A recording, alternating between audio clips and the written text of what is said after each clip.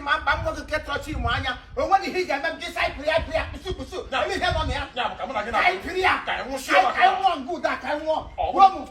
Yeah, I want to defeat it. And when he get them, I'm a felony. I got felony, I got felony. But when he get them, can I come when he get them? What did he get there? I want to finish the guitar. You want to go here. You want to finish the guitar. Cross all line here. I cross all line by now. You get ready again. Woo! You know what time it is? Hello.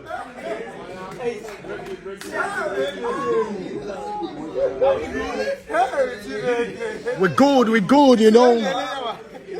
You know.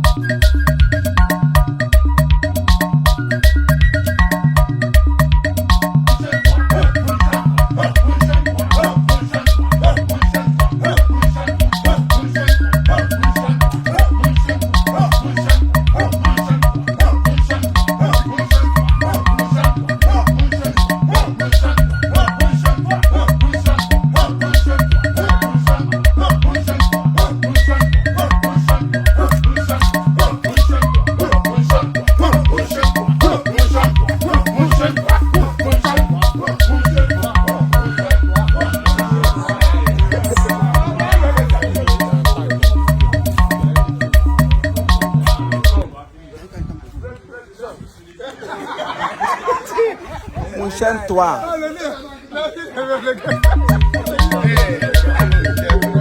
Alright, so you know what time it is? It's 1 o'clock for Imo Comedy production. Alright,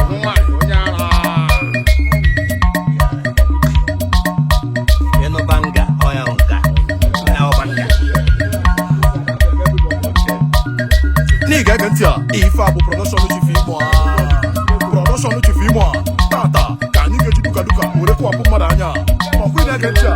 Obone ma chifimo. Ni na apuala. In fact, ibia muso a ewure ma ke mama. Ure ko apu ganya.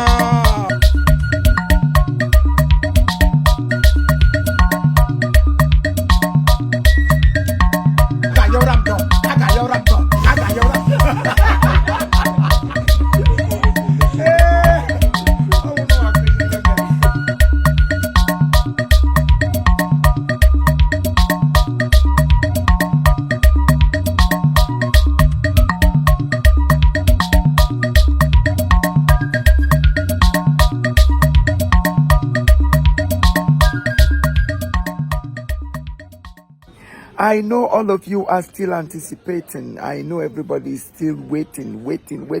You keep on waiting until you watch this movie. Don't wait for people to tell you about this, because this comedy is not your usual, it's not a regular thing. It's a comedy with different, a comedy with class.